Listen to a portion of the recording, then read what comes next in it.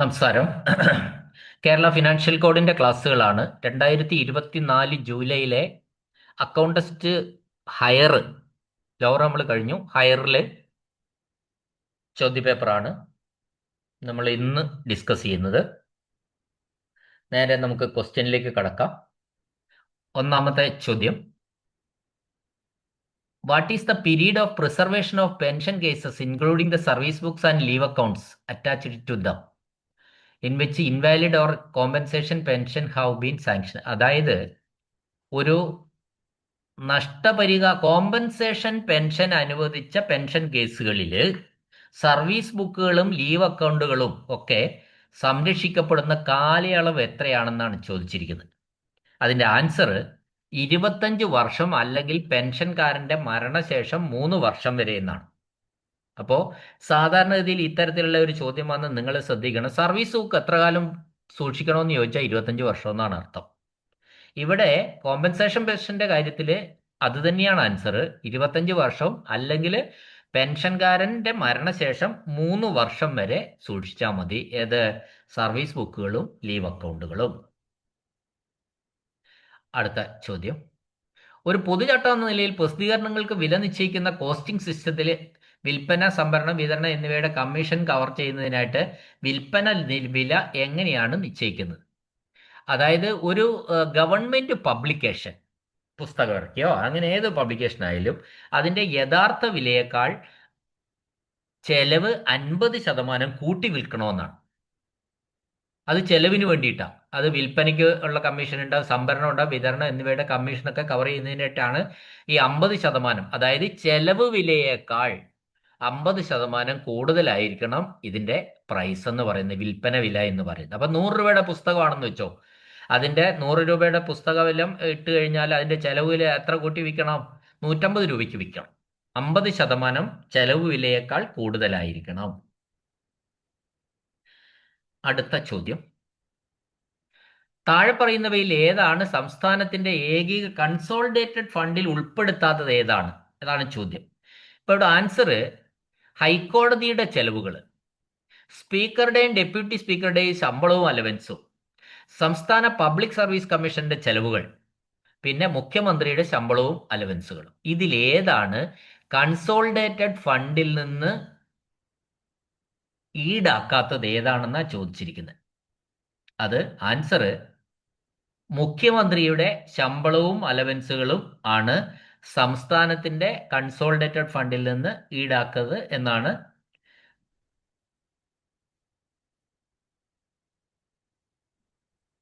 അപ്പൊ ഇത് ഈ മറ്റത് മൂന്നും, മുഖ്യമന്ത്രിയുടെ ശമ്പളവും അലവൻസുകളും ഒഴികെയുള്ള മൂന്നെണ്ണവും ഈ എന്താ പറയണ്ട അതിന്, അത് സംസ്ഥാനത്തിന്റെ ഫണ്ടിൽ നിന്ന് വോട്ട് ചെയ്യേണ്ട ആവശ്യമില്ല,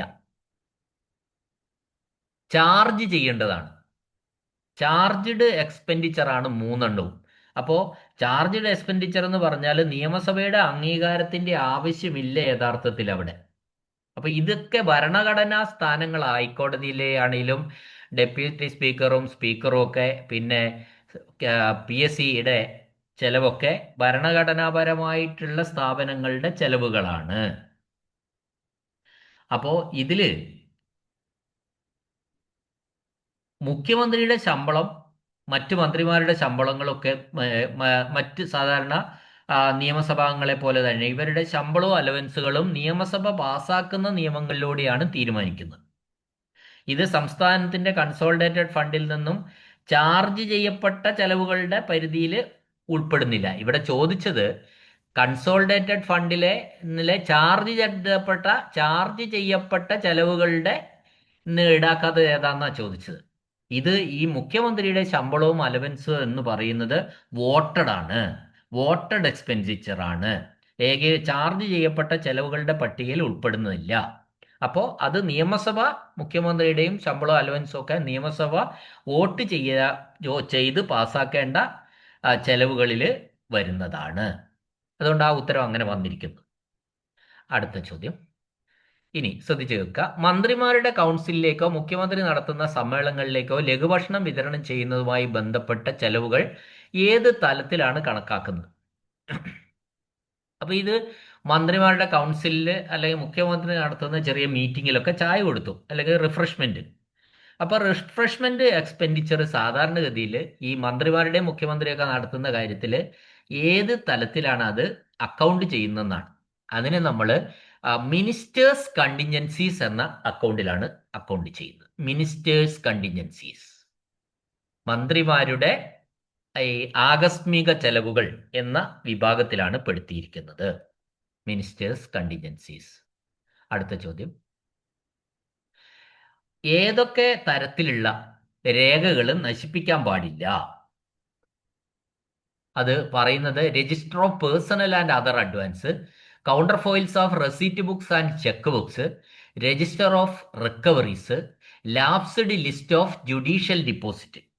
ഇവിടെ answer lapsed list of judicial deposit എന്നാണ്. അതെന്തുകൊണ്ടാണെന്ന് നമ്മൾ നോക്കാം.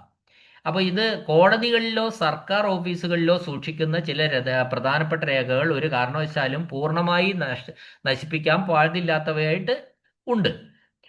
അതിൽ പ്രധാനപ്പെട്ട ഒന്നാണ് ഈ ജുഡീഷ്യൽ നിക്ഷേപങ്ങളുടെ കാലഹരണപ്പെട്ട ലിസ്റ്റുകൾ, അതായത് lapsed list of judicial deposit. അപ്പോൾ അതെന്താന്ന് വെച്ചാൽ, ഇപ്പൊ കോടതിയിൽ സൂക്ഷിക്കുന്ന തുകയോ നിക്ഷേപങ്ങളോ നിശ്ചിത കാലയളവിനുള്ളിൽ ആരും കൈപ്പറ്റാതെ കിടക്കുകയാണെങ്കിൽ അവ എന്താകും? ലാപ്സ്ഡ് ഡിപ്പോസിറ്റ് ആയിട്ട് കണക്കാക്കും. അപ്പോൾ ഈ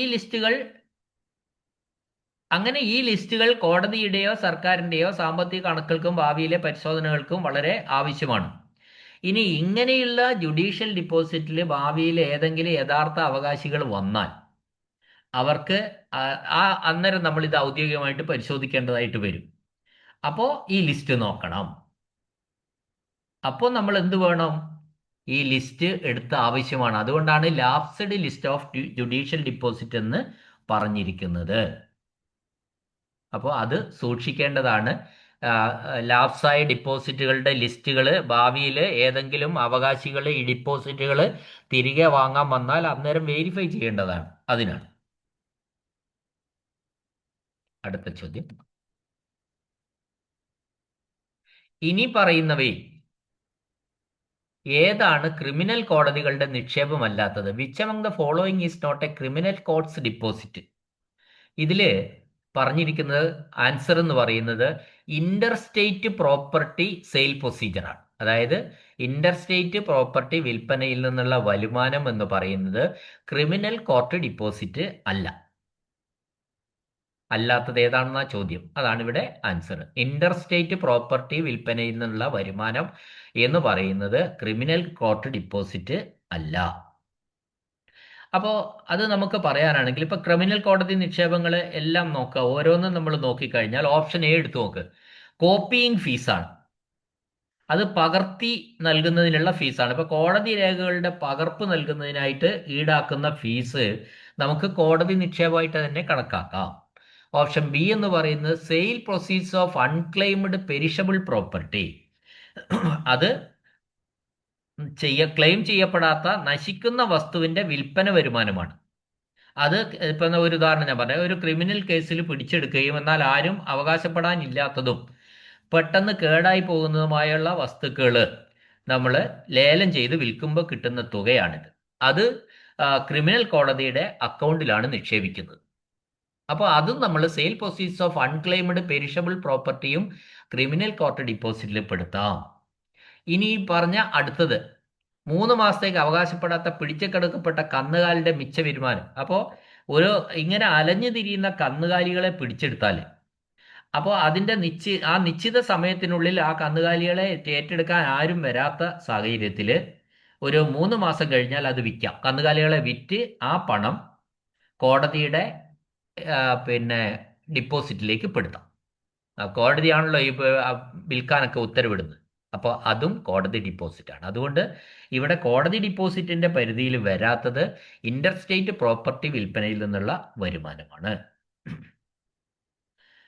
ഇനി അടുത്ത ചോദ്യം, ഒരു ഗവൺമെന്റിന്റെ പാർലമെന്ററി സംവിധാനത്തിൽ പൊതു ചെലവുകളുടെ നിയന്ത്രണം ആരുടെ നിയന്ത്രണത്തിലാണ്?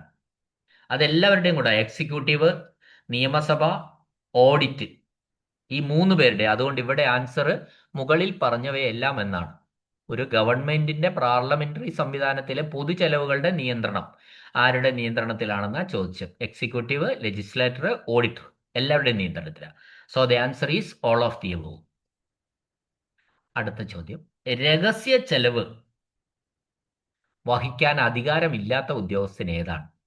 നമ്മൾ ഈ സീക്രട്ട് സർവീസ് എക്സ്പെൻഡിച്ചറിനെ പറ്റി പറഞ്ഞിരുന്നു. സീക്രട്ട് സർവീസ് എക്സ്പെൻഡിച്ചർ, ഈ താഴെ പറയുന്ന നാലിൽ ആരാണ് സീക്രട്ട് സർവീസ് എക്സ്പെൻഡിച്ചർ ചെയ്യാൻ അധികാരമില്ലാത്ത ഉദ്യോഗസ്ഥൻ? നമുക്ക് നോക്കാം. ആദ്യത്തേത് എക്സൈസ് കമ്മീഷണറാണ്.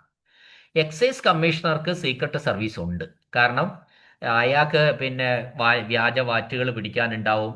അപ്പോൾ പിന്നെ വഴി കാട്ടുന്നവന് എന്തെങ്കിലും കൊടുക്കാനുണ്ടാവും. പലതരത്തിലുള്ള സ്വകാര്യ ചെലവുകൾ ഉണ്ടാവും അത്തരം കാര്യങ്ങൾക്ക്. ബി ആണ് ഇവിടെ കറക്റ്റ് ആൻസർ. ലാൻഡ് റവന്യൂ കമ്മീഷണർക്ക് സീക്രട്ട് സർവീസ് ഇല്ല. ഇനി അടുത്തത് നോക്കാം. സി, പ്രവേശന പരീക്ഷ കമ്മീഷണർ. എൻട്രൻസ് കമ്മീഷണർക്ക് എന്തുണ്ട്? അത് ക്വസ്റ്റ്യൻ പേപ്പർ തയ്യാറാക്കാൻ അത്തരത്തിലുള്ള സീക്രട്ട് ആയിട്ട് ചെയ്യുന്ന കുറെ കാര്യങ്ങളുണ്ട്. അയാളും ഈ സീക്രട്ട് സർവീസിന്റെ ആള് തന്നെയാണ്. Chief conservator of forest vigilance, D. അപ്പൊ ഫോറസ്റ്റിലും എന്തുണ്ടാവും? ഈ സീക്രട്ട് സർവീസ് ഉണ്ട്. ഫോറസ്റ്റ് വകുപ്പിലുണ്ട്, പരീക്ഷാ വകുപ്പിലുണ്ട്, എക്സൈസിലുണ്ട്. ഇവിടെ അതിലൊന്നും ബാധകമല്ലാത്തത് സീക്രട്ട് സർവീസ് എക്സ്പെൻഡിച്ചർ ഇല്ലാത്ത ഒരു ഓഫീസർ എന്ന് പറയുന്നത് ലാൻഡ് റവന്യൂ കമ്മീഷണറാണ്. അടുത്ത ചോദ്യം, ഒരു സർവീസിലിരിക്കെ മരണപ്പെടുന്ന ജീവനക്കാരുടെ കുടുംബങ്ങൾക്ക് അടിയന്തര സഹായം അനുവദിക്കുന്നുള്ള അതോറിറ്റി ആരാണ്? സർവീസിലിരിക്കെ മരിക്കുന്ന ജീവനക്കാരുടെ കുടുംബങ്ങൾക്ക് അടിയന്തര സഹായം നൽകാൻ വേണ്ടി ഇവിടെ പറഞ്ഞിരിക്കുന്നത് ഓഫീസ് മേധാവിയുണ്ട്, വകുപ്പ് മേധാവിയുണ്ട്. ഇവർ രണ്ടും ഉണ്ട്, എയും ബിയും. അതാണ് കറക്റ്റ് ആൻസർ. ഓഫീസ് മേധാവിയും വകുപ്പ് മേധാവിയുമാണ് അതിൻ്റെ ഉത്തരവാദിത്തം ഏറ്റെടുക്കേണ്ടയാള്. അടിയന്തര സഹായം, സർവീസിലിരിക്കെ മരണപ്പെടുന്ന ജീവനക്കാർക്ക് അടിയന്തര സഹായം, ആശ്വാസം ലഭിക്കേണ്ട ആര് മുഖാന്തരമാണ്? ഓഫീസ് മേധാവിയും വകുപ്പ് മേധാവിയും മുഖാന്തരമാണ്. അതുകൊണ്ട് ഇവിടെ ആൻസർ സി ആണ്, എയും ബിയും എന്നാണ്. അടുത്ത ക്വസ്റ്റ്യൻ, ഒരു ഓഫീസിലെ രേഖകളുടെയും മറ്റ് സാധനങ്ങളുടെയും പാക്ക് ചെയ്യുന്നതിനും കൊണ്ടുപോകുന്നതിനുള്ള ചാർജുകൾ ടൂറുകളുമായി ബന്ധപ്പെട്ട് ഉണ്ടാകത്തപ്പോൾ എങ്ങനെ കൈകാര്യം ചെയ്യാം? അതാണ് അടുത്ത ചോദ്യം. ഒരു ഓഫീസിലെ രേഖകളുടെയും മറ്റ് സാധനങ്ങളുടെയും പാക്ക് ചെയ്യുന്നതിനും കൊണ്ടുപോകുന്നതിനുള്ള ചാർജുകൾ, ഇത് നമുക്ക് എങ്ങനെ വിശദീകരിക്കാവുന്നതാണ്? അത് ആ ചെലവുകൾ ഓഫീസ് ചെലവുകൾ എന്ന കാറ്റഗറിയിലാണ് പെടുത്തേണ്ടത്. ഒരു ഓഫീസിലെ രേഖകളുടെയും മറ്റ് സാധനങ്ങളുടെയും പാക്ക് ചെയ്യുന്നതിനും കൊണ്ടുപോകുന്നതിനുമുള്ള ചാർജുകൾ, അതാണ് നമ്മൾ ചോദിച്ചിട്ടുള്ളത്. അപ്പൊ ഇവിടെ ഒരു ഓഫീസ് സ്ഥിരമായി പ്രവർത്തിക്കുന്നതിന് ആവശ്യമായ ദൈനംദിന നടത്തിപ്പ് ചെലവുകളിൽ ഒന്നായാണ് ഇതിനെ നമ്മൾ കണക്കാക്കുന്നത്. ഇപ്പൊ ഒരു ഉദാഹരണം പറഞ്ഞാല്, നമ്മുടെ ഒരു ഓഫീസ് സ്ഥിതി ചെയ്യുന്ന കെട്ടിടത്തിൽ നിന്നും മറ്റൊരു കെട്ടിടത്തിലേക്ക് ഓഫീസിലെ പഴയ രേഖകള്, ഫയലുകള്, കമ്പ്യൂട്ടറുകള്, സ്റ്റേഷനറി സാധനങ്ങള് എന്നിവ സുരക്ഷിതമായി പാക്ക് ചെയ്ത് മാറ്റേണ്ടി വരുന്നു എന്ന് കരുതുക. നമ്മൾ ഓഫീസ് മാറുകയാണ്. അപ്പൊ ഈ ഓഫീസിന്റെ സാധാരണ ഔദ്യോഗിക പ്രവർത്തനങ്ങളുടെ ഭാഗമായിട്ടുള്ള ഈ മാറ്റത്തിന് വരുന്ന പാക്കിംഗ് കൂലിയും കാരിയേജ് ചാർജും കൊണ്ടുപോകുന്നതിനുള്ള പൈസയും ഓഫീസ് ചെലവുകൾ എന്ന വിഭാഗത്തിലാണ് വരവ് വെക്കേണ്ടത്. അത് ഒരു ഓഫീസ് എക്സ്പെൻഡിച്ചർ ആയിട്ടാണ് നമ്മൾ കണക്കാക്കേണ്ടത് എന്നാണ് ഉത്തരം. അടുത്ത ക്വസ്റ്റ്യൻ,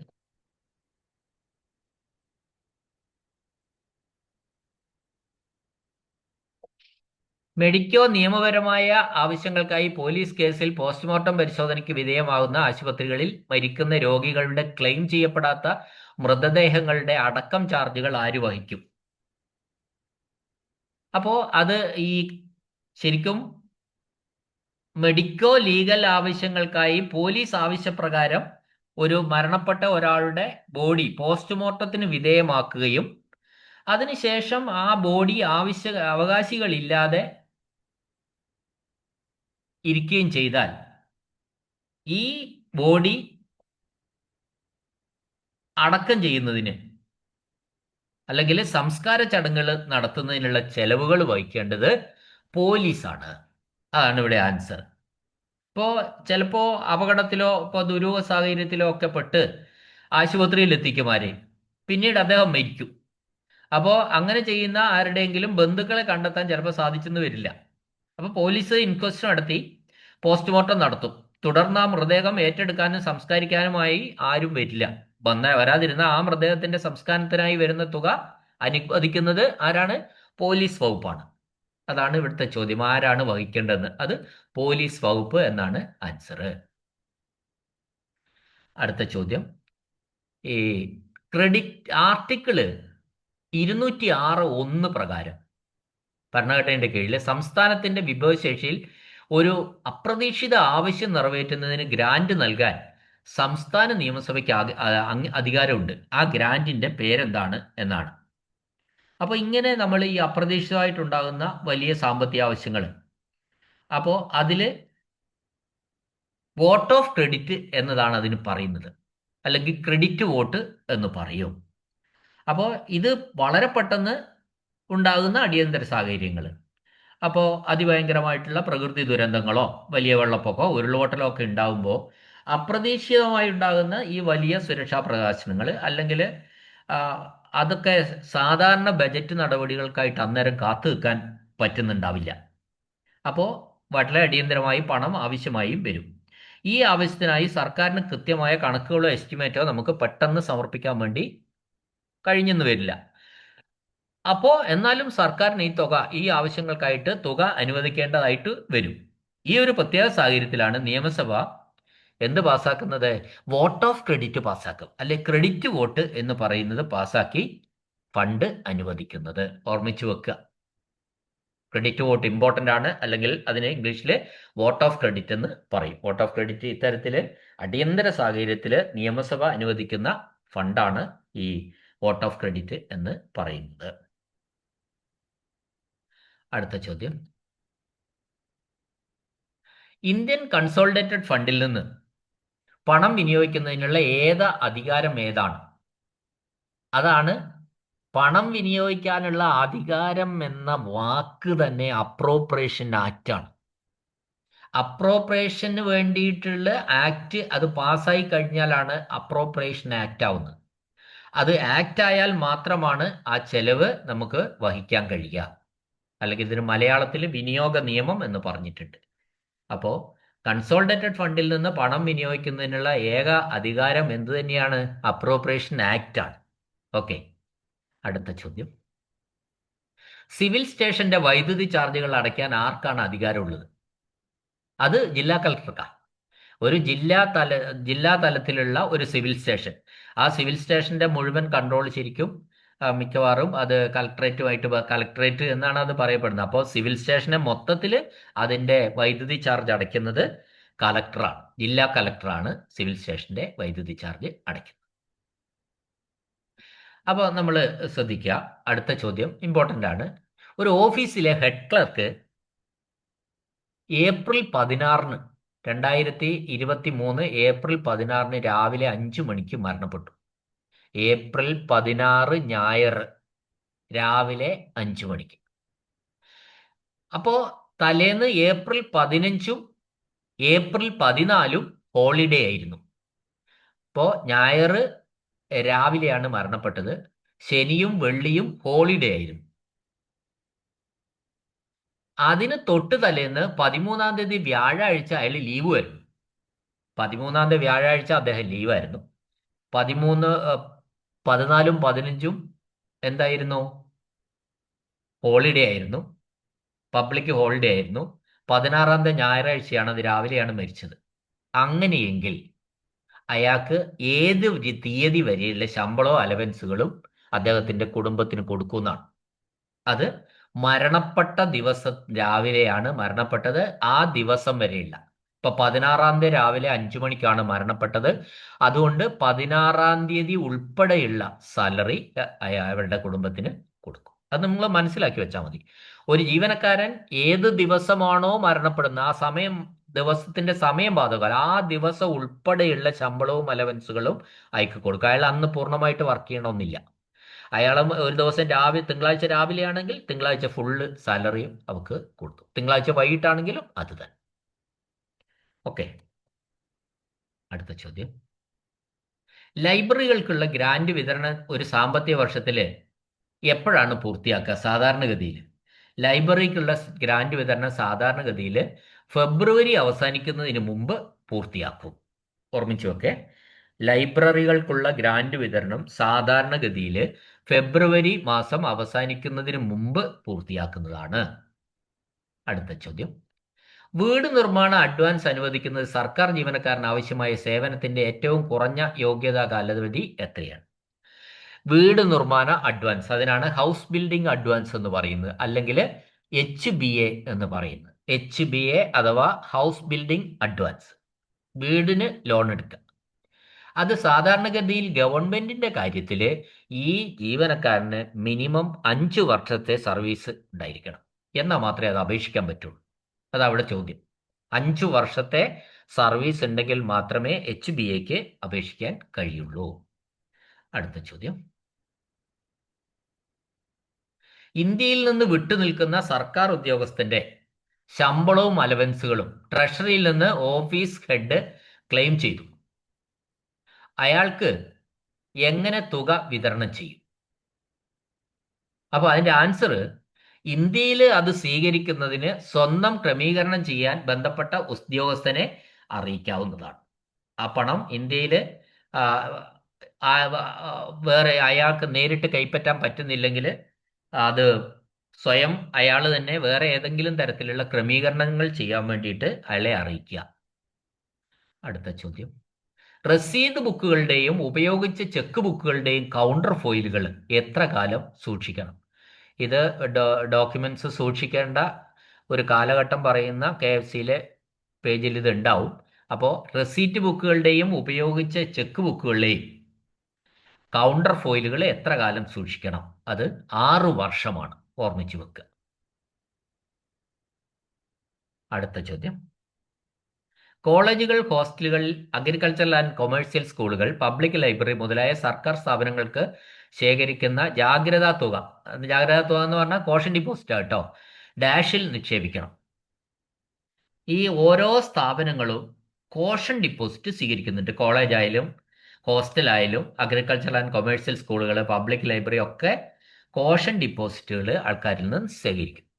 അപ്പോൾ കോഷൻ ഡിപ്പോസിറ്റ് സ്വീകരിച്ചു കഴിഞ്ഞാൽ ഈ പറയുന്ന ഉപയോഗിക്കുന്ന ആൾ എന്തെങ്കിലും നഷ്ടം വരുത്തിയാൽ അയാൾ അതിനുള്ള ചാർജ് കോഷൻ ഡിപ്പോസിറ്റിൽ നിന്ന് ആ സ്ഥാപനം എടുക്കും. ഇപ്പോൾ കോളേജിൽ ഇപ്പോൾ കെമിസ്ട്രി പഠിക്കുന്ന ഒരു കുട്ടിക്ക് ആ കോഷൻ ഡിപ്പോസിറ്റ് അടയ്ക്കണം. അപ്പോൾ കോഷൻ ചെയ്തപ്പോൾ നമ്മൾ ടെസ്റ്റ് ട്യൂബോ ബീക്കറോ ഒക്കെ അയാളുടെ കയ്യിൽ നിന്ന് പൊട്ടിക്കഴിഞ്ഞാൽ അയാളുടെ അടുത്ത് നിന്ന് ആ പണം ഈടാക്കും. അപ്പോൾ പണം ഈടാക്കുന്നത് കോഷൻ ഡിപ്പോസിറ്റ് അത് കഴിച്ചിട്ടേ തിരിച്ചു കൊടുക്കുള്ളൂ. അപ്പോൾ അത്തരത്തിൽ കോഷൻ ഡിപ്പോസിറ്റുകൾ എവിടെയാണ് നിക്ഷേപിക്കേണ്ടത് എന്നാൽ ഡിപ്പോസിറ്റഡ് ഇൻ, അത് പിന്നെ പേഴ്സണൽ ഡിപ്പോസിറ്റ് ആയിട്ടാണ് ട്രഷറിയിൽ നിക്ഷേപിക്കേണ്ടത്. ആ സ്ഥാപനത്തിന്റെ പേരിൽ ഒരു പേഴ്സണൽ ഡിപ്പോസിറ്റ് ഉണ്ടാവും. ആ സ്ഥാപനത്തിലെ ഹെഡ് ആരാണോ അയാളുടെ പേരിൽ ഒരു പേഴ്സണൽ ഡിപ്പോസിറ്റ് ഉണ്ടാവും. അവിടെയാണ് നിക്ഷേപിക്കേണ്ടത്. അതിന് നമ്മൾ ആ സ്ഥാപനത്തിന്റെ PD അക്കൗണ്ട് എന്ന് പറയും. PD account, personal deposit account. അതെല്ലാ സ്ഥാപനങ്ങൾക്കും ഉണ്ട്. ഇത്തരത്തിലുള്ള ഫണ്ടുകൾ അവിടെയാണ് ഡിപ്പോസിറ്റ് ചെയ്യേണ്ടത്. അതിന് മലയാളത്തിൽ വ്യക്തിഗത നിക്ഷേപം എന്ന് പറഞ്ഞിരിക്കുന്നു. ഓക്കെ അല്ലേ? ക്ലിയർ. അടുത്ത ചോദ്യം. ഏത് സാഹചര്യത്തിലാണ് ഒരു ഉദ്യോഗസ്ഥനിൽ നിന്ന് അയാളുടെ ശമ്പളത്തിന്റെ 1/3 കൂടുതൽ തുക ഈടാക്കേണ്ടത്? സാധാരണഗതിയിൽ ഒരു ഉദ്യോഗസ്ഥന്റെ ശമ്പളത്തിൽ നിന്ന് 1/3, 1/3 ഭാഗത്തിൽ കൂടുതൽ റിക്കവറി നടത്താൻ പാടില്ല എന്നൊരു നിയമമുണ്ട്. എന്നാൽ ഇതിൽ ചില കാര്യങ്ങളിൽ അയാൾക്ക് 1/3 കൂടുതൽ ആ തുക ഈടാക്കാം. അത് ഏതാ സാഹചര്യം എന്നാ ചോദിച്ചത്. അതിന്റെ ഉത്തരങ്ങൾ ഇതൊക്കെയാണ്. ഒന്ന്, ഈ സർക്കാർ ഉദ്യോഗസ്ഥൻ അധിക തുക സ്വീകരിക്കുന്നതിനോ എടുക്കുന്നതിനോ ഉത്തരവുകൾക്ക് വിരുദ്ധമായോ ന്യായീകരണമില്ലാതെയോ പ്രവർത്തിച്ചിട്ടുണ്ടെങ്കിൽ അയാളുടെ 1/3 എന്നുള്ളത് നോക്കേണ്ട ആവശ്യമില്ല, അല്ലാതെ പിടിക്കാം. അഡ്വാൻസ് തുക അനുവദിച്ച ആവശ്യത്തിന് ഉപയോഗിക്കാതിരുന്നിട്ടുണ്ടെങ്കിൽ, അയാൾ ഏതെങ്കിലും അഡ്വാൻസ് മേടിച്ചു പക്ഷെ അനുവദിച്ച ആവശ്യത്തിന് ഉപയോഗിച്ചില്ലെങ്കിൽ അതിൽ നിന്ന് റിക്കവറി ചെയ്യാം. 1/3 എന്നുള്ള ഭാഗം നോക്കണ്ട. നിശ്ചിത സമയത്തിനുള്ളിൽ കുടിശ്ശിക തുക സർക്കാർ ഉദ്യോഗസ്ഥൻ തിരികെ നൽകാതിരുന്നാലും ഇത്തരത്തില് ഒരു 1/3 എന്ന് പറയുന്ന റെസ്ട്രിക്ഷൻ നോക്കേണ്ട ആവശ്യമില്ല. അതുകൊണ്ട് ഇവിടെ 3 ശരിയാണ്. അതുകൊണ്ട് ആൻസർ പിന്നെ ഓൾ ഓഫ് ദി അബോവ്. അടുത്ത ചോദ്യം, ഓഡിറ്റ് ഓഫീസിൽ നിന്ന് എവിടുന്നാന്ന് പറയുന്നത്? ഓഡിറ്റ് ഓഫീസിൽ നിന്ന് മാത്രമേ പറയുന്നുള്ളൂ. ഓഡിറ്റ് ഓഫീസിൽ നിന്ന് ഒരു ഒബ്ജക്ഷൻ സ്ലിപ്പുകൾ അല്ലെ ഓഡിറ്റ് നോട്ട് കിട്ടുകയാണെങ്കിൽ ഏത് തീയതിയാണ് അതിന് മറുപടി നൽകേണ്ടത്? ഓഡിറ്റ് ഓഫീസിൽ നിന്ന് ഒരു ഒബ്ജക്ഷൻ സ്ലിപ്പോ ഓഡിറ്റ് നോട്ടോ കിട്ടുകയാണെങ്കിൽ അത് 2 ആഴ്ചയ്ക്കുള്ളിൽ പിന്നെ ഒബ്ജക്ഷൻ ലഭിച്ചു കഴിഞ്ഞിട്ട്, ഒബ്ജക്ഷൻ സ്ലിപ്പോ ഒബ്ജക്ഷൻ നോട്ടോ ലഭിച്ചു കഴിഞ്ഞ് 2 ആഴ്ചയ്ക്കുള്ളിലാണ് ഇത് എന്തനുവദിക്കേണ്ടത്? ഈ പിന്നെ മറുപടി നൽകേണ്ടത്. ഓക്കെ, അടുത്ത ചോദ്യം, ഒരു വകുപ്പ് മേധാവിയുടെ ഹെഡ് ഓഫ് ഡിപ്പാർട്ട്മെന്റിന്റെ പെർമനന്റ് അഡ്വാൻസ്, ഹെഡ് ഓഫ് ഡിപ്പാർട്ട്മെന്റിന് പെർമനന്റ് അഡ്വാൻസ് നിശ്ചയിക്കുകയും അനുവദിക്കുകയും ചെയ്യുന്നത് ആരാണ്? അത് സർക്കാരാണ്. കാരണം വകുപ്പ് മേധാവിക്ക് പെർമനന്റ് അഡ്വാൻസ് നിശ്ചയിക്കുന്നതും കൊടുക്കുന്നതും ഒക്കെ സർക്കാരാണ്. ആൻസറാണ് സർക്കാരാണ് എന്നാണ് ആൻസർ. അടുത്ത ചോദ്യം, അഖിലേന്ത്യാ സേവനങ്ങളിൽ ഉൾപ്പെടുത്തിയിട്ടുള്ള തസ്തികളുടെ എണ്ണത്തിലോ സ്വഭാവത്തിലോ മാറ്റം വരുത്താൻ ആർക്കാണ് അധികാരമുള്ളത്? അഖിലേന്ത്യാ സേവനങ്ങളിലാണ് ഉൾപ്പെടുത്തിയിട്ടുള്ള തസ്തികളുടെ എണ്ണത്തിലോ സ്വഭാവത്തിലോ ഒക്കെ മാറ്റം വരുത്താൻ അതാർക്ക്? അഖിലേന്ത്യയിൽ കേന്ദ്ര സർക്കാരിനാണ്. അത് സെൻട്രൽ ഗവൺമെന്റിന് എന്നാണ് ആൻസർ. അടുത്ത ചോദ്യം, ഇത് സ്ഥിരം ചോദിക്കുന്ന ചോദ്യം കേട്ടോ, ഇപ്പം ഞാൻ പറയുന്നത്. ട്രസ്റ്റ് ഇനങ്ങളിലോ മറ്റ് ട്രസ്റ്റുകളുടെ അക്കൗണ്ടിലോ ഉള്ള പലിശയുമായി ബന്ധപ്പെട്ട ഇടപാടുകൾ ആരാണ് നടത്തുന്നത്? Transactions relating to interest on trust items or on account of miscellaneous trust are held by who? ആരാണ് ട്രസ്റ്റ് ഇനങ്ങളിലോ മറ്റ് ട്രസ്റ്റുകളുടെ അക്കൗണ്ടിലോ ഉള്ള പലിശയുമായി ബന്ധപ്പെട്ട ഇടപാടുകൾ ആരുടേതാണ്?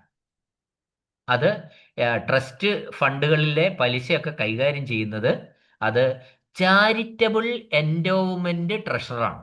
Answer charitable endowment treasurer. ഇത് വളരെ പ്രധാനപ്പെട്ട ചോദ്യമാണ്. ആരാണ് ചാരിറ്റബിൾ എൻഡോവ്മെന്റ് ട്രഷറർ എന്നൊക്കെ നിരവധി തവണ നമ്മൾ ഇതിനു മുന്നേ ചോദിച്ചതാണ്. ഓക്കെ, അടുത്ത ചോദ്യം, reappropriation should involve transfer of funds from. Reappropriation should involve transfer of funds from, അതായത് പുനർവിനിയോഗത്തില് എവിടുന്നാണ് ഫണ്ട് കൈമാറ്റം? അത് 1 unit of appropriation to another ആണ്. Answer 1 unit of appropriation to another. അതായത് ഒരു വിനിയോഗ യൂണിറ്റിൽ നിന്ന്, അത് ഒരു അപ്രോപ്രിയേഷൻ യൂണിറ്റിൽ നിന്ന് മറ്റൊരു അപ്രോപ്രിയേഷൻ യൂണിറ്റിലേക്ക് എന്നാണ് ആൻസർ. അപ്പോൾ ഇവിടെ നമ്മൾ വേണമെങ്കിൽ ഒരു എക്സാമ്പിൾ വെച്ച് അത് ഞാൻ പറഞ്ഞു തരാം. അതായത് ഒരു ഓഫീസിലേക്ക് അല്ലെ ഒരു സർക്കാർ വകുപ്പിന് കീഴിൽ ട്രാവലിംഗ് എക്സ്പെൻസ് ആയിട്ട് 1 ലക്ഷം രൂപ അനുവദിച്ചു. ഓഫീസ് എക്സ്പെൻസിനായിട്ട് 50,000 രൂപയെ അനുവദിച്ചു. കേൾക്കണേ, TA ഇനത്തിൽ 1 ലക്ഷം രൂപ അനുവദിച്ചു ഒരു വകുപ്പിന്, ഓഫീസ് എക്സ്പെൻസിന് 50,000 രൂപ അനുവദിച്ചു. ഈ ഫിനാൻഷ്യൽ ഇയറിന്റെ അവസാനം കണക്ക് പരിശോധിച്ചപ്പോൾ ഈ യാത്രപ്പടി ഇനത്തിൽ 20,000 രൂപ ബാക്കിയുണ്ട്.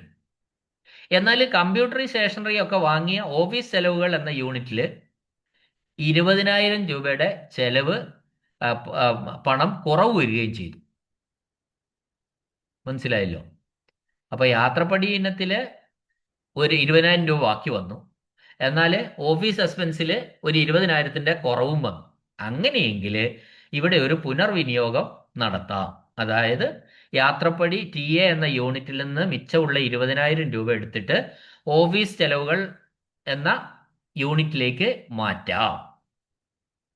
അപ്പോൾ ഇവിടെ ഒരു യൂണിറ്റ് ഓഫ് അപ്രോപ്രിയേഷനിൽ നിന്ന് മറ്റൊരു യൂണിറ്റ് ഓഫ് അപ്രോപ്രിയേഷനിലേക്ക് തുക മാറ്റി ചെലവഴിക്കുന്നതിനെയാണ് നമ്മൾ പിന്നെ റീഅപ്രോപ്രിയേഷൻ എന്ന് പറഞ്ഞിരിക്കുന്നത്.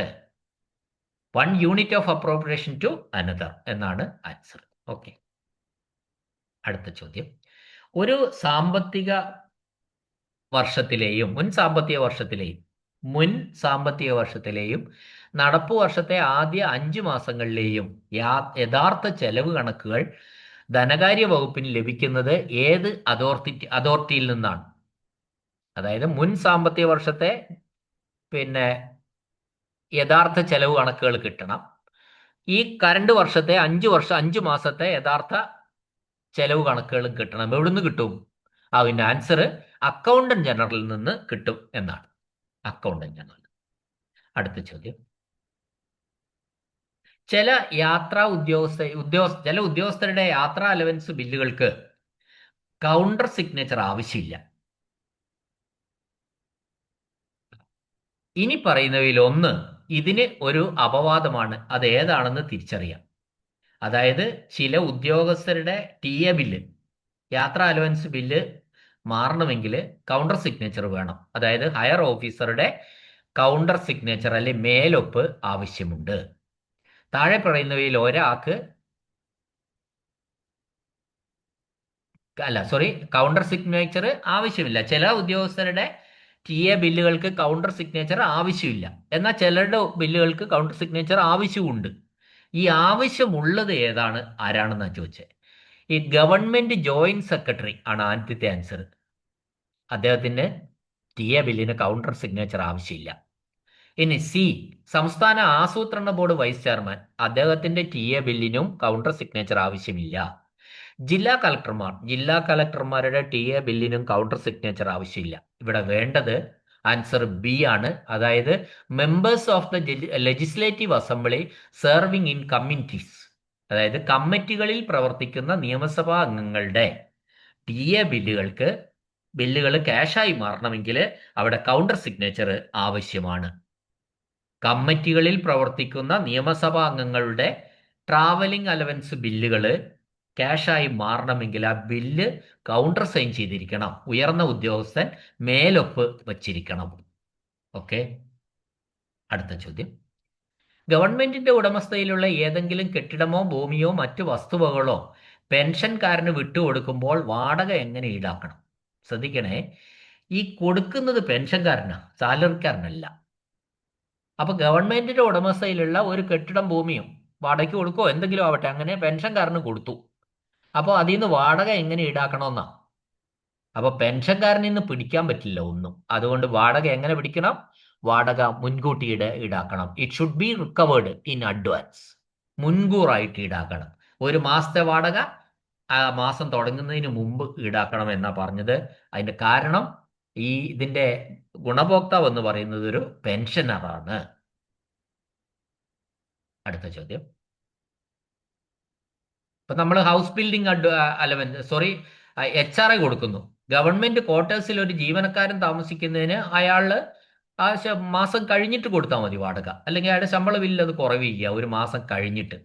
അതേ സമയത്ത് ആ ജീവനക്കാരൻ എന്നുള്ള സ്ഥാനം മാറി പെൻഷനർ വരുമ്പോൾ ആ പണം മുൻകൂട്ടി കൊടുക്കണം, സർക്കാരിന്റെ ഏതെങ്കിലും വാടകയ്ക്ക് കൊടുത്തിട്ടുണ്ടെങ്കിൽ. അടുത്ത ചോദ്യം. Who will scrutinise the departmental estimates, അതായത് വകുപ്പ് തല എസ്റ്റിമേറ്റുകൾ ആരാണ് സൂക്ഷ്മമായി പരിശോധിക്കുക? അത് വകുപ്പ് തല എസ്റ്റിമേറ്റുകൾ സൂക്ഷ്മമായി പരിശോധിക്കുന്നത് ധനകാര്യ വകുപ്പാണ്. അപ്പൊ സാധാരണഗതിയിൽ സർക്കാർ വകുപ്പുകൾ നടപ്പിലാക്കാൻ ഉദ്ദേശിക്കുന്ന പദ്ധതികൾക്കോ പ്രവൃത്തികൾക്കോ വേണ്ടിവരുന്ന ചെലവുകളുടെ കണക്കാക്കലാണ് നമ്മൾ എസ്റ്റിമേറ്റുകൾ എന്ന് പറയുന്നത്. ഈ എസ്റ്റിമേറ്റുകൾ ധനകാര്യ വകുപ്പ് സൂക്ഷ്മമായി പരിശോധിക്കുന്നത് എങ്ങനെയാന്ന് നമുക്ക് ഒന്ന് പറഞ്ഞുതരാം. അത് എങ്ങനെയാണെന്നാണ് ഞാൻ പറയുന്നത്. ഇപ്പോൾ നമ്മളൊരു PWD പുതിയ ഓഫീസ് കെട്ടിടം നിർമ്മിക്കാൻ വേണ്ടിയിട്ട് 50 ലക്ഷം രൂപയുടെ ഒരു എസ്റ്റിമേറ്റ് തയ്യാറാക്കുന്നു. ഈ എസ്റ്റിമേറ്റ് അംഗീകാരത്തിനായിട്ട് ധനകാര്യ വകുപ്പിന്റെ മുന്നിലാണ് സമർപ്പിക്കുന്നത്. അപ്പൊ ധനകാര്യ വകുപ്പ് ഇതിലെ തുക അമിതമാണോ, അല്ലെങ്കിൽ സർക്കാർ മാനദണ്ഡങ്ങൾ പാലിച്ചിട്ടുണ്ടോ, ഇനി അതുമല്ല ഫണ്ട് ലഭ്യമാണോ എന്നൊക്കെ സൂക്ഷ്മമായി പരിശോധിക്കുന്നു, അതായത് സ്ക്രൂട്ടിനൈസ് ചെയ്യുന്നു. അങ്ങനെ ചെയ്തതിന് ശേഷം വേണമെങ്കിൽ ഈ തുക വേണമെങ്കിൽ അവർക്ക് വെട്ടിക്കുറയ്ക്കാനോ വിശദീകരണം ചോദിക്കാനോ ഉള്ള അധികാരം ഇതുപോലെ ധനകാര്യ വകുപ്പിനുണ്ട്. അതുകൊണ്ടാണ് നമ്മൾ പറയുന്നത് വകുപ്പ് തല എസ്റ്റിമേറ്റുകൾ സൂക്ഷ്മമായി പരിശോധിക്കുന്നത് ആരാണ്? ഉത്തരം ധനകാര്യ വകുപ്പാണ്. അടുത്ത ചോദ്യം, ഉപയോഗിച്ച് തീർന്ന റെയിൽവേ വാറന്റ് ബുക്കുകൾ എത്ര കാലം സൂക്ഷിക്കും? റെയിൽവേ വാറന്റ് ബുക്കുകൾ നമുക്കറിയാം. റെയിൽവേ വാറന്റ് ബുക്കുകൾ ഉപയോഗിച്ച് തീർന്ന ബുക്കുകൾ 3 വർഷം സൂക്ഷിക്കും. How long period the used up railway warrant books will be preserved? അപ്പോൾ ഉപയോഗിച്ച് തീർന്നതാണ്, പിന്നെ 3 വർഷം നമ്മളത് സൂക്ഷിക്കും. അതെങ്ങനെ നമുക്ക് പറയാമെന്ന് ചോദിച്ചാൽ, ഈ റെയിൽവേ വാറന്റൊക്കെ നമ്മൾ നിരവധി ക്ലാസ്സുകളിൽ പറഞ്ഞതാണ്. അപ്പം നമ്മളൊരു സർക്കാർ വകുപ്പിലെ ഉദ്യോഗസ്ഥൻ ഔദ്യോഗിക ആവശ്യങ്ങൾക്കായിട്ട് ട്രെയിൻ മാർഗം ഔദ്യോഗിക യാത്ര ചെയ്യുമ്പോൾ സാധാരണഗതിയിൽ ഉപയോഗിക്കുന്ന ഒരു സംഭവമാണ് റെയിൽവേ വാറന്റ് ബുക്കുകൾ. അവിടെ ടിക്കറ്റ് എടുക്കൂല, റെയിൽവേ വാറന്റ് ബുക്കുകളാണ് ഉപയോഗിക്കുക.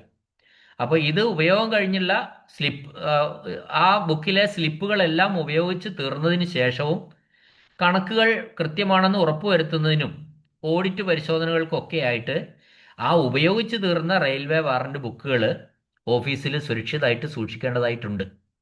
അത് ഈ കേരള ഫിനാൻഷ്യൽ കോഡിലെ ചട്ടം അനുസരിച്ചാണെങ്കിൽ അത് 3 വർഷം കാലയളവിലേക്കാണ് ഓഫീസിൽ നിർബന്ധമായിട്ടും സൂക്ഷിച്ചു വെക്കേണ്ടത്. ഓക്കെ, അടുത്ത ചോദ്യം, സംസ്ഥാന സർക്കാർ ജീവനക്കാരുടെ ജനറൽ പ്രോവിഡന്റ് ഫണ്ടിന്റെ എസ്റ്റിമേറ്റിംഗ് ഓഫീസർ ആരാണ്? ഈ പ്രോവിഡന്റ് ഫണ്ടിന്റെ ജനറൽ പ്രോവിഡന്റ് ഫണ്ട് അഥവാ GPF എന്ന് പറയും. GPFന്റെ ഫുള്ള് കൺട്രോളർ നമുക്ക് ആരാ അറിയാം? AG ആണ്, അക്കൗണ്ടന്റ് ജനറലാണ്. അത് കോഴിക്കോട്, തൃശ്ശൂർ, എറണാകുളം, തിരുവനന്തപുരം അങ്ങനെ 4 സോണൽ ഓഫീസുകളായിട്ടാണ് ഇത് കൈകാര്യം ചെയ്യുന്നത്. മനസ്സിലായില്ലേ? അപ്പോൾ അതിൽ ഈ എന്താ അവിടെ ഈ എന്താ പറയുക, എസ്റ്റിമേറ്റിംഗ് ഓഫീസർ എന്ന് ഉദ്ദേശിച്ചത് എന്താണ്? ഈ ജനറൽ പ്രോവിഡന്റ് ഫണ്ടിന്റെ വരവ് ചെലവ് കണക്കുകളും ബജറ്റ് എസ്റ്റിമേറ്റുകളും ഒക്കെ തയ്യാറാക്കുന്നതിനും കണക്കാക്കപ്പെടുന്നതിനും ഉത്തരവാദപ്പെട്ട അതോറിറ്റി ആരാണെന്നാണ് ഉദ്ദേശിച്ചിരിക്കുന്നത്. അത് അതിനാണ് നമ്മൾ എസ്റ്റിമേറ്റിംഗ് ഓഫീസർ എന്ന് വിളിച്ചിരിക്കുന്നത്. അത് അക്കൗണ്ടന്റ് ജനറലാണ്. അടുത്ത ചോദ്യം, മറ്റൊരു കേട്ടോണേ, നിരന്തരം എല്ലാ ചോദ്യപേപ്പറിലുമുള്ള ഒരു ചോദ്യമാണ്. നമ്മൾ ഏത് ചോദ്യത്തെ ആൻസർ ആദ്യം പറയാം? സെന്റേജ് ചാർജ്. സെന്റേജ് ചാർജിന്റെ ചോദ്യം എല്ലാ ചോദ്യപേപ്പറിലും ഉണ്ട്. എന്താ സെന്റേജ് ചാർജ്? മറ്റൊരു ഗവൺമെന്റിന്റെയോ കേട്ടോ, ഒരു തദ്ദേശ സ്ഥാപനത്തിന്റെയോ സ്വകാര്യ കക്ഷിയുടെയോ പേരിൽ സർക്കാർ ഒരു ജോലി നിർവഹിക്കുന്ന സന്ദർഭങ്ങൾ വരും. അത് PW ചിലപ്പോൾ പഞ്ചായത്തിന് ഒരു കെട്ടിടം ഉണ്ടാക്കി കൊടുക്കുന്നു, അല്ലെങ്കിൽ വേറൊരു ഗവൺമെന്റിന് ഒരു കെട്ടിടം ഉണ്ടാക്കി കൊടുക്കുന്നു, അല്ലെങ്കിൽ സ്വകാര്യ കക്ഷിക്ക് ഒരു കെട്ടിടം ഉണ്ടാക്കി കൊടുക്കുന്നു. അത്തരം സന്ദർഭങ്ങളിലൊക്കെ ചെയ്യുന്ന ജോലിയുടെ മൂല്യത്തിന്റെ ഒരു നിശ്ചിത ശതമാനം ജോലി ചെയ്യുന്ന കക്ഷിയിൽ നിന്ന് സ്ഥാപനം എന്തൊക്കെയാ, സ്ഥാപനം, ഉപകരണങ്ങൾ, പ്ലാന്റ് എന്നിവയുടെ ചെലവിലേക്ക് സർക്കാർ തിരിച്ചെടുക്കും. ഈ പിരിച്ചെടുത്ത ചാർജുകളെയാണ് നമ്മൾ സെന്റേജ് ചാർജ് എന്ന് പറയുന്നത്. അപ്പോൾ ഒരു പ്രവൃത്തിക്കുള്ള പിന്നെ സൂപ്പർവിഷൻ ഉണ്ടാവും, ഉപകരണങ്ങൾ ഉണ്ടാവും, പ്ലാന്റിന്, അതിനെല്ലാം കൂടി ഒരു ചെലവ്, അത് നിശ്ചിത ശതമാനമാണ്, പെർസെൻറ്റേജ് ആണ് സർക്കാർ ഈ പണി തീരുമ്പോൾ പിടിച്ചെടുക്കുക. അതിനാണ് നമ്മൾ സെന്റേജ് ചാർജ് എന്ന് പറയുന്നത്. അടുത്ത ചോദ്യം, താഴെ പറയുന്നവയിൽ ഏത് അഡ്വാൻസ് ആണ് സർക്കാർ പലിശരഹിതമായി നൽകുന്നത്? നിങ്ങൾ ഈ ചോദ്യം കേൾക്കണേ. നമുക്ക് പിന്നെ നിങ്ങൾ ഈ ക്ലാസ്സുകൾ കേൾക്കുന്നവർ പുതിയ തലമുറയായിരിക്കുമെന്നാണ് ഞാൻ വിശ്വസിക്കുന്നത്.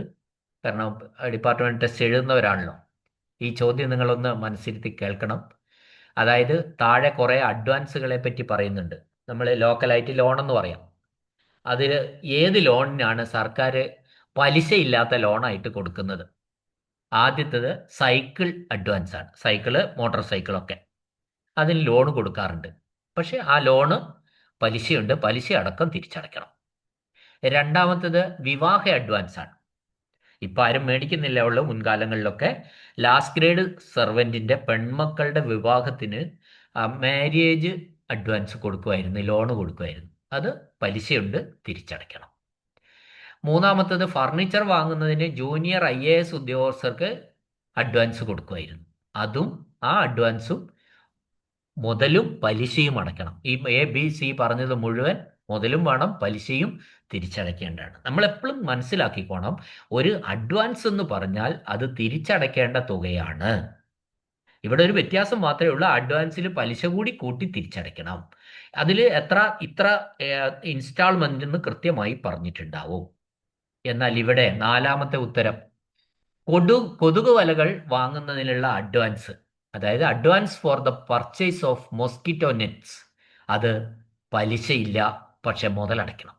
മുതൽ ഇത്ര ഇൻസ്റ്റാൾമെന്റ് ആയി തിരിച്ചടയ്ക്കണം എന്നുണ്ട്, പക്ഷെ അതിന് മോസ്കിറ്റോ നെറ്റ് വാങ്ങുന്നതിനുള്ള ലോണിന് പലിശയില്ല. ഞാൻ അതിലെ ഇതാണ് ഇപ്പോൾ പറഞ്ഞത്. നമ്മളൊരു കാലഘട്ടം മാറി, ഒരു കാലഘട്ടത്തിൽ സംസ്ഥാനത്തെ ജീവനക്കാർക്കൊക്കെ ശമ്പളം വളരെ വളരെ കുറവായിരുന്ന ഒരു കാലഘട്ടത്തിലെ KFCയിലെ ഒരു കാര്യമാണ് ഇപ്പോൾ നമ്മൾ പറഞ്ഞത്. ഇന്ന് നമ്മൾ ആരെങ്കിലും ഒരു കൊതുകുവല വാങ്ങാൻ വേണ്ടി ലോൺ എടുക്കുവോ? ഇല്ല. അത് അങ്ങനെയും ഒരു കാലഘട്ടം ഉണ്ടായിരുന്നു. കൊതുകുവല വാങ്ങാൻ സർക്കാർ ജീവനക്കാരൻ അഡ്വാൻസ് മേടിച്ച് ഇൻസ്റ്റാൾമെന്റായി തിരിച്ചടയ്ക്കുന്ന ഒരു കാലഘട്ടം ഉണ്ടായിരുന്നു എന്നാണ് ഞാൻ ഈ ചോദ്യത്തിലൂടെ നിങ്ങളോട് പറഞ്ഞത്. അപ്പോൾ അന്ന് കൊതുകുവല വാങ്ങുന്നതിന് മുതൽ മാത്രം ഇൻസ്റ്റാൾമെന്റ് ആയിട്ട് തിരിച്ചടച്ചാൽ മതി, പലിശ ഇല്ല. മോസ്കിറ്റോ നെറ്റ് വാങ്ങാൻ വേണ്ടി അഡ്വാൻസ് മേടിച്ചാൽ അതിന് പലിശ ഇല്ല. ഓക്കെ. അപ്പോൾ ഈ ചോദ്യപേപ്പറിന്റെ ഇത്രയും ക്വസ്റ്റ്യൻസ് നമുക്ക് ഇവിടെ മാറ്റി ഇതൊരു ക്ലാസ്സിൽ കിടക്കട്ടെ. ഇനി അടുത്ത ചോദ്യങ്ങൾ അടുത്ത ക്ലാസ്സിൽ നമുക്ക് ഡിസ്കസ് ചെയ്യാം. ഞാൻ ഈ ക്ലാസ്സുകളിലൊക്കെ ക്വസ്റ്റ്യൻസ് ഡിസ്കസ് ചെയ്യുമ്പോൾ നിങ്ങൾക്ക് ഏതെങ്കിലും മനസ്സിലാവാത്തുണ്ടെങ്കിൽ കമൻറ്റിൽ പറഞ്ഞാൽ മതി. എന്നാലും ഞാൻ മനസ്സിലാവാൻ സാധ്യതയില്ലാത്ത ക്വസ്റ്റ്യങ്ങളൊക്കെ എല്ലാ ക്വസ്റ്റ്യനും ഫർദർ എക്സ്പ്ലനേഷൻ തന്നിട്ടാണ് ഞാൻ ഇവിടെ പറയുന്നത്. അപ്പോൾ എന്താണ് നിങ്ങളുടെ അഭിപ്രായം? കമൻറ്റ് ചെയ്യാം കേട്ടോ. ഓക്കെ ആണെങ്കിൽ നല്ലതാണ് നല്ലത്, അല്ലെങ്കിൽ എന്തെങ്കിലും മാറ്റങ്ങൾ വരുത്തണേ അതൊക്കെ നിങ്ങൾ പറയുക. ഓക്കെ. കേട്ട എല്ലാവർക്കും നന്ദി, നമസ്കാരം.